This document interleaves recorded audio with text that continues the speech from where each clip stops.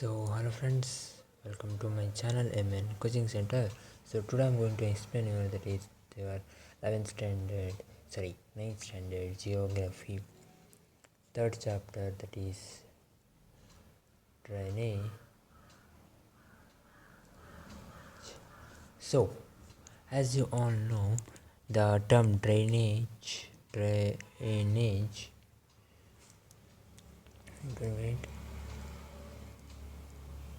term drainage, it describes the river system of an area.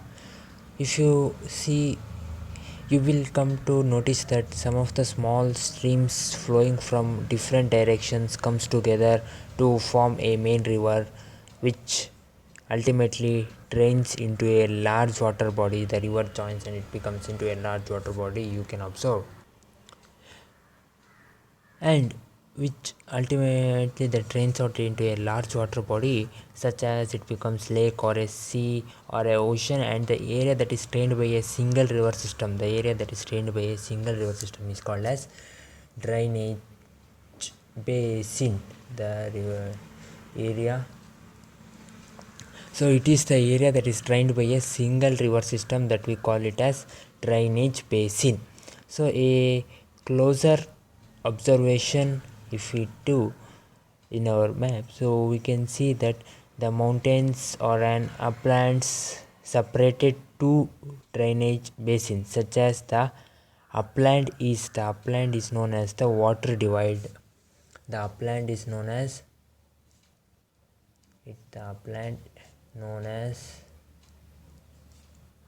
water divide. The upland is known as the water divide. So the drainage system of India are controlled by the broad relief features of subcontinents. According to this, the Indian rivers are divided into two major groups. The one is the Himalayan River, the first one, and the second one is the Peninsular River,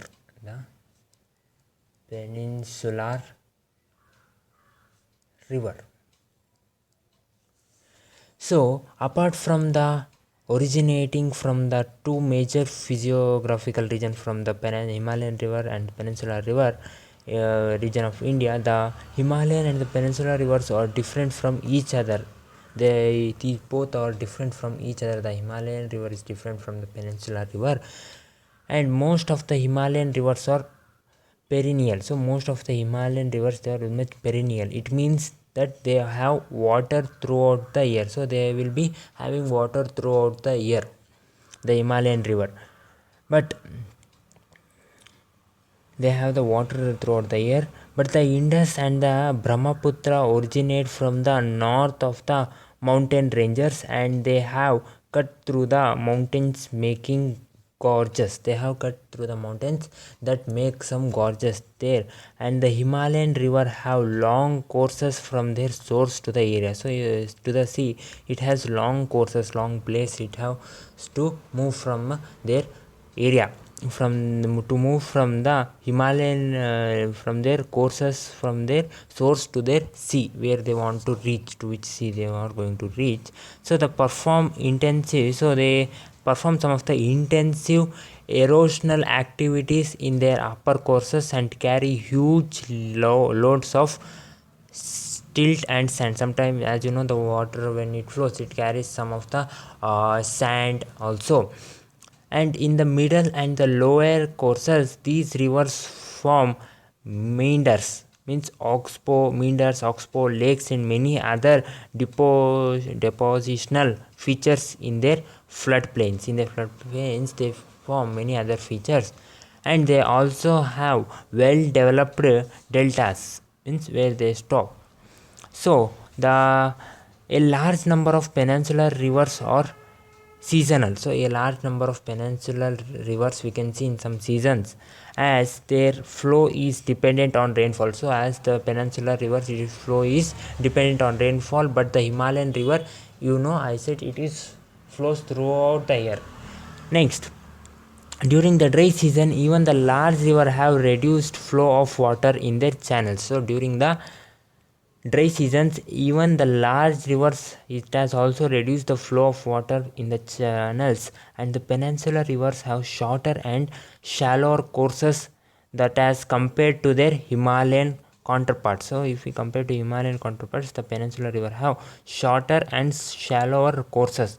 However, some of them originate in the central highlands and flow towards the west, and most of the rivers in the peninsular India originate in the western Ghats, and it flows towards the Bay of Bengal. Next, the Himalayan River. So now if we come to learn one by one, if we come to first one, the Himalayan rivers, the major Himalayan rivers are the Indus, the Ganga and the Brahmaputra. These are the three major Himalayan rivers, and it is the largest rivers that flows in India, and these rivers are very much long, and they are joined by many large and important tributaries, means small rivers. It also joins these large rivers that are the Brahmaputra, the Indus and the Ganga river, and a river along with its tributaries may be called river system. So what is river system? Means a river along with its tributaries. A river along with its tributaries means a river with its small lakes, with its small rivers tributaries are called the river system. We can call it as river system. A river which has small lakes tributaries, we can call it as river system. The Indus River system. So if we come to first the Indus River system, we will learn first the Indus River system. In this Himalayan river, we will first learn about the Indus River system. So the river Indus, it rises in Tibet near Lake Manasarovara, and flowing towards west, it enters India in the Ladakh, and it forms a picturesque gorge in these parts, and several tributaries like the Zaskar, the Nubra, the Shok and the Haruza. These all tributaries it join in the Kashmir region, and the Indus flows through the Baltistan and Gilgit and emerges from the mountains at Attock and the Satluj, the Beas, the Ravi, the Chenab and the Jhelum. These are the tributaries that join to this Indus River near Mithankot in Pakistan, and beyond this the Indus flows southward, eventually reaching the Arabian Sea east of Karachi. And the Indus plain, they has a very gentle slope. The Indus, they have a very gentle slope while flowing, and also with a total length of 2900 km. It is the total length till where it flows and joins Arabian Sea. And the Indus is one of the longest river in the world, and a little over a third of the Indus basin, it is located in India's Ladakh, Jammu and Kashmir, Himachal Pradesh, Punjab, and some of the parts of in Pakistan also. It is Indus River tributaries are also there. Next, after this Indus River valley, if we come to our next one is the rivers, the Ganga River system. The Ganga River system, which all the tributaries join the Ganga River system, and what is the length where the Ganga River system flows, this all will learn. So the headwaters of the main of the water of the Ganga River system, it is called the Bhagirathi, is fed by Gangotri Glacier and joined by the Alaknanda at Devaprayag in Uttarakhand. At Haridwar, the Ganga emerges from the mountains and on the plains. The Ganga river gets emerged from the mountains in the plains. If we know the Ganga river, it is joined by many tributaries from the Himalaya, a few of them being major rivers like such as Yamuna, the Ghagra, the Gandak and the Kosi. The river Yamuna rises from the Yamunotri glacier in the Himalaya and it flows parallel to the Ganga, and as a right bank tributary it meets Ganga in Allahabad. And the Ghagar, the Gandak and the Kosi, it rises in Nepal, Himalaya, and they are the three rivers which are the flood part of the northern plains every year, causing widespread damage to the life and property due to the flood. These rivers cause damage to the property and life, and whereas they enrich the soil for agriculture use, so they also give the soil a good nutrients for agricultural use. Also, the main tributaries which come from the peninsular uplands are the Chambal, the Betwa and the Sun. These rise from the semi-arid areas, have shorter courses and do not carry much water in them.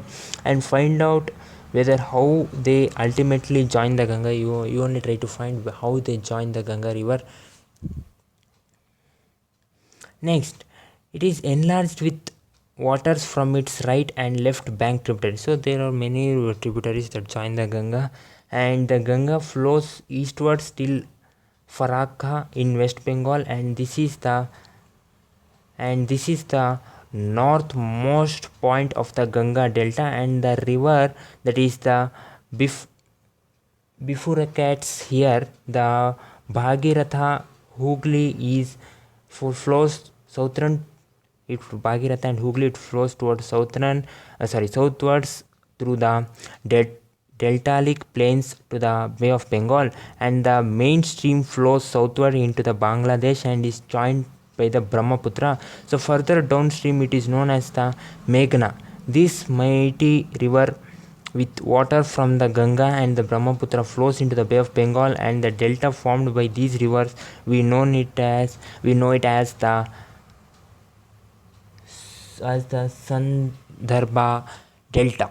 So these are the deltas, rivers that flows, the tributaries that joins the Ganga. And if we come to the length of the Ganga river, it is around 2500 km. If we come to the Indus Valley, it is 2900 km.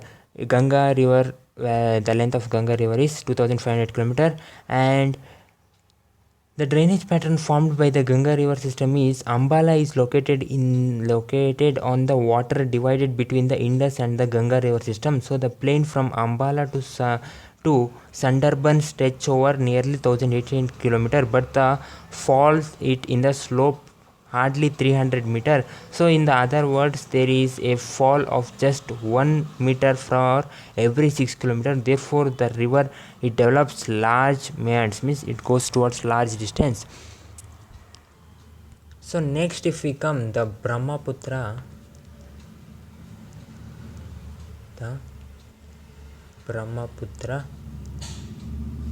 river system. We are now learning the Himalayan systems. In that we learned the Indus River system, Ganga river system, and now we are going to learn the Brahmaputra river system. So the Brahmaputra, it rises in the Tibet east of Manasarovar Lake, very close to the source of the Indus and the Satluj. So it is slightly longer than the Indus, and most of its courses lies outside the India. So it flows eastward parallel to outside India, and it flows eastward parallel to the Himalayas also. And on reaching the Namcha Barwar, that is from 7757 meters long, till there if it reach, it takes a U-turn and enters India in Arunachal Pradesh through a gorge, and here it is called the Dihang, and it is joined by the Dibang and the Lohit, and many other tributaries join the Brahmaputra river in Assam. And also in Tibet, a river carries a smaller volume of water and less slit, as it is cold and a dry area. So in India, it passes through a region of high rainfall. So here the river carries a large volume of water and the considerable amount of slit. So the Brahmaputra has the braided channel and in its entire length in Assam and forms a many riverine islands. Every year during the rainy season, the river overflows its banks and causing some of the widespread devastation due to floods also happens due to its during rainfall due to river overflow. And unlike other North Indian rivers, the Brahmaputra is marked by huge deposits of slit on its beds, causing the river bed to rise, and the river also shifts the channel frequently. So this is the information about Brahmaputra river. If we come to the next one is the Peninsular River. So the Peninsular River, the main water divide. So the Peninsular River, if we come to next one is the Peninsular River. So in this Peninsular River, the main water divide in peninsular India is formed by the Western Ghats, which runs from north to south close to the western coast. So most of the major rivers of the peninsula such as the Mahanathi, the Godavari, the Krishna and the Kaveri flows eastwards and drains into the Bay of Bengal, and these rivers make some of the deltas at their ends mouth, where here there are the numerous small streams flowing west of the Western Ghats, and the Narmada and the Tapi are the only long river which flows west and makes the estuaries. And the drainage basin of the peninsular rivers are comparatively smaller in their sizes. If we compare the drainage system, they are very much means their flow, it is very much less. Next, if we try to learn some of the river basins in this peninsular river, the first one is the Narmada River. Means we are going to learn about the Narmada Basin. So the Narmada rises in the Amarkant Hills in Madhya Pradesh and it flows towards the west in a rift valley formed due to the faulting. On its way to the sea, the Narmada creates many picturesque locations. The marble rocks near Jabalpur, where the Narmada flows through the deep gorge, and the Daudar Falls, where the river plunges over some slip rocks. They are some of the notable ones, and all these tributaries of the Narmada are very short, and most of these join the main stream at the right angles. And the Narmada Basin covers some of the parts of Madhya Pradesh and also Gujarat. So the Narmada, it is little bit small river. Next, if we come to next river that we are going to learn, that is the Tapi Basin, or the Tapi River also you can say. So the Tapi River, it rises in the Satpura range in the Beetle district, that is in Madhya Pradesh. So it also flows in Rift Valley parallel to the Narmada River, but it is much shorter in length if we compare to Narmada River. So its basin covers some of the parts of Madhya Pradesh, Gujarat and Maharashtra also. So the coastal plains between the Western Ghats and the Arabian Sea are very narrow, and hence the coastal rivers are short. The main west flowing rivers are Sabarmati, Mahi, Brahmaputra and Periyar. Find out the states you have to find in which this river drain out and in which it joins the Tapi Basin. If we come to next one, that is the Godavari Basin. The Godavari Basin.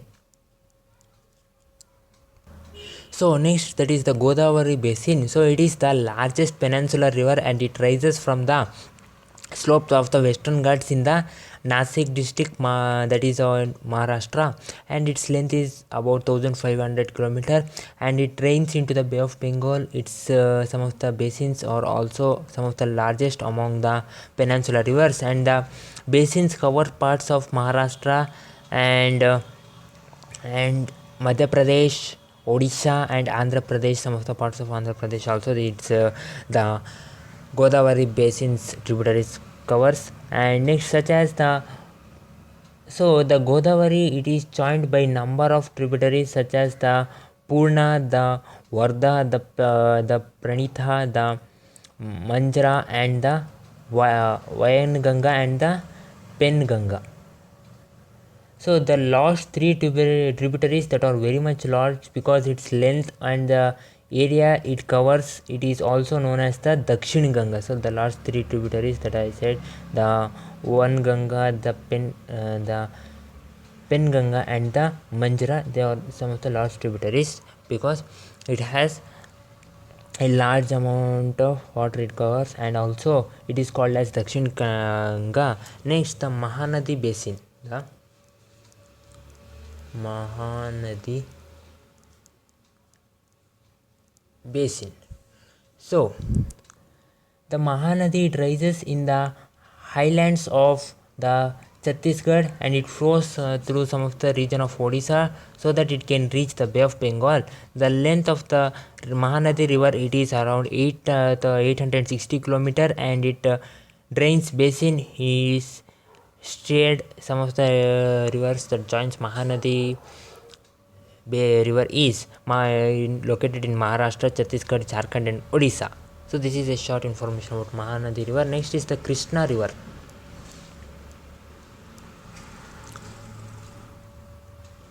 The Krishna River or Krishna Basin, we can say. So the Krishna Basin, it rising from a spring that is near Mahabaleshwar. The Krishna flows from for about 1400 kilometer and reaches the Bay of Bengal, and the Tungabhadra, the Koyan, the Ghataprabha, they are must, and the Bhima, they are the some of the tributaries that join this Krishna Basin, and it tributaries are also shared. This drainage basin, it is shared in Maharashtra, Karnataka and Andhra Pradesh also it flows. It shares its basin. Next is the Kaveri Basin. So the Kaveri Basin, so the Kaveri rises from Brahmagiri range of the Western Ghats, and it reaches the Bay of Bengal in south of Kudalur and Tamil Nadu, and the total length of the river is 760 km, and its main tributaries are Amravati, Bhavani, Hemavati and Kabini, and its basin drains parts of some of the Karnataka, Kerala and Tamil Nadu parts are joined to this river. Next, beside all these major rivers, there are some of the smaller rivers that are flowing towards the east also. They are the Damodar, the Brahmani, the Baltarani and the Sabarn Rekha. They are some of the notable examples. They are very much small rivers. Okay. So the next that we are going to learn, it is lakes. Now we learnt about the rivers. Now we are going to learn about the lakes. So you may be familiar with the Valley of Kashmir and the famous Dal Lake and the houseboats and the shikaras, which attract thousands of tourists every year. Thousands of tourists comes to India to see these views. You may be familiar with that. Similarly, you may have visited some other tourist spots near a lake. Tourist spots that are located near a lake, you may have visited sometimes and enjoyed the boating, swimming and many other water games you may have enjoyed in that lakes. So imagine that if Srinagar, Nainital and other tourist places did not have a lake, would they have been so attractive as they are today? You think it may not be so attractive because due to the lake they are very much attractive to the tourist now. if they were not having the lake, we may say it was not getting that much attractive. So have you ever tried to know what is the importance of the lake you have where and in making the place attractive to the tourist apart from the attraction? So India has many lakes, these different from each other. So these the lakes are one or different from each other in size or in any other characteristics. Most of the lakes are very much permanent. Some contains water only during the rainy seasons, like the lakes in the basins of inlands, drainage of semi and regions, some other regions, island regions. These are some lakes which are the result of the action of glaciers and ice sheets. Also it may become glaciers, also it may become stone. Next, while others have been formed by winds, rivers, action and human activity. So while some lakes are formed by our human activities and many other activities in the nature. So a meandering river across a flood plain forms cutoffs that later develops into an oxbow lakes. So splits and bars from the form the lagoons in the coastal areas. The Chilka Lake, the Palkat Lake and the Cholera Lake. These are the lakes in the region of islands, drainage and sometimes seasonal. For example, the Sambhar Lake in Rajasthan, which is a saltwater lake, and its water is used for producing some of the salts. Next, most of the freshwater lakes are in the Himalayan regions. You can see freshwater lakes. They are the glacier origin. Due to the glaciers they get, in other words, if I want to say, they formed when the glaciers dug out of a basin. When glaciers come out, it melts, which was later filled with the snow melt. And the Walar Lake in Jammu and Kashmir, the contrast, it is the result of tectonic activity. Means it is the largest freshwater lake in India, and the Dal Lake, the Bhimtal, Nainital, the Loktak and the Barpani, they are some of the important freshwater lakes you can see in India. Their views you can enjoy if you go there. Apart from these natural lakes, the damming of the river for the generation of hydel powers has also led to the formation of some of the lakes also have been formed due to the making the dams in the for production of hydropower, as Guru Gobind Sagar, the Bakranangal Dam. So lakes are of great value for human beings. So a lake helps to regulate the flow of river during heavy rains, and it prevents flooding, and also during the dry season also it helps, as if it is stored more water we can take the water from there if the shortage of water due to the summer dryness in the dryness or due to very much hot. So it helps to maintain an even flow of lakes water. So lakes can be used for developing hydel power. So they moderate the climate of the surroundings and maintain the aquatic ecosystem, so enhance the natural beauty, and also it helps for development of tourism and provide the recreation. So roles of the rivers in the economy. So rivers, it have been a fundamental importance throughout the human history. So the water from rivers is a basic natural resources that we use. So it is essential for various human activities. Therefore the river banks have attracted attracted settlers from the ancient times, and these settlements have now become the cities make and towns it have become. So using rivers for irrigation, navigation, hydropower generation, it is the special significant, and also particularly to a country like India, whereas agriculture is major source for livelihood of majority of the population. For maintaining that, the lakes and some of the rivers are very much important for us. Next, after lakes, if we come to the next topic, that is river pollution. So as you know, the river pollution, it is a major problem now. It is found to be a major problem. So the growing domestic, municipal, industry and agriculture demand for water from rivers. Naturally, it affects the quality of water as that it result more and more water is being drained out of the rivers, that reducing the volume of the water in the river on in the rivers. On the other hand, a heavy load of untreated sewage and industry effluents are also thrown into the river, and this affect not only the quality of the river but also the self cleaning capacity of that river. For example, if you given the adequate stream flow, the Ganga water is able to dilute and assimilate pollution loads with 220 kilometers of large cities. But the increased urbanization and industrialization do not allow it this Ganga river or any other river to happen like this, and the pollution level of the rivers has been rising, that is leading to launching of various action plans to clean the rivers. And have you heard about any such action plans of cleaning of rivers, for cleaning of rivers? So things about life of human beings without the fresh water, it is very much difficult. So water is very much important for human beings. Without water we cannot have food, we cannot have bath or any other thing we cannot do. So water is important for us. So river, cleaning the river, we have to stop the river population, it is very important for us.